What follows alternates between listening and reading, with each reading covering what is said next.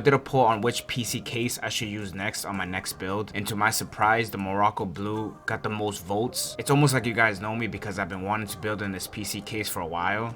Now let's get started on the parts list in the order that I build in. I'm still not sure how I feel about OfferUp, but I can say I do find some really good deals every time I look on there. After not really knowing what kind of setup I was going with, I stumbled upon this motherboard CPU combo. The motherboard was a brand new MSI MAG B550 Tomahawk Max that also has Wi-Fi, which is a plus. For the CPU, it came with a Ryzen 7 3700X, which is a 8-core and 16-thread CPU with the base clock speed of 3.6 GHz and a max boost up to 4.4 GHz. It did include the stock cooler, which is a huge plus on saving money, but after having this in person, I made the decision on not putting this in this build because it was extremely dirty. But that's the risk you take when buying used, which this is also a huge risk. The CPU did have a couple bent pins in the corner, but luckily they weren't bent too bad, so I was able to bend them back and do a quick test run to make sure the PC boots up. After confirming that it does boot up, I did some digging around and I was able to find this Cooler Master 240mm AIO. The combo also came with some G-Skill 2x8GB kit clocked at 3600 MHz, which ties perfectly with the aesthetics of this build. For the storage, I went with the 1TB Crucial P3 Plus, which I usually juggle back and forth between the 1TB silicon power, but I just go with whatever is cheaper at the moment. I'll have a breakdown on the parts and the prices that I paid for at the end of the video, as well as links if you're looking to build something similar to this. Now that we went through most of the parts,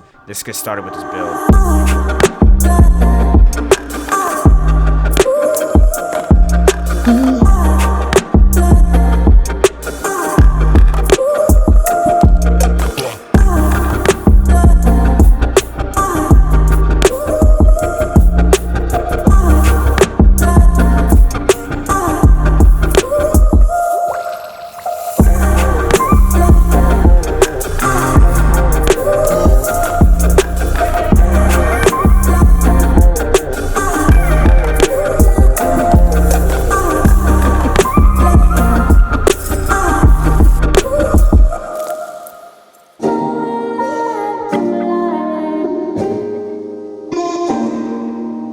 Now before we get to the rest of the parts, I did try and clean up the stock cooler. It definitely makes a huge difference, but what do you guys think? Should I leave the AIO or put back the stock cooler?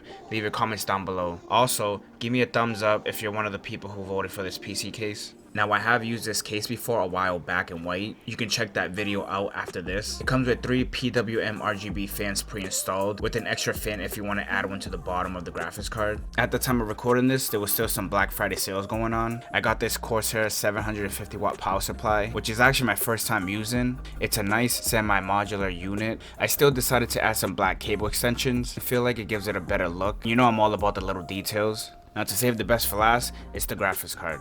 I got this Asus Tuf RTX 3070, which I also got off of OfferUp. Not the best deal, but I did get it for a fair price, and it still keeps my budget right around $800. So now that we went through the rest of the parts, let's finish off this build.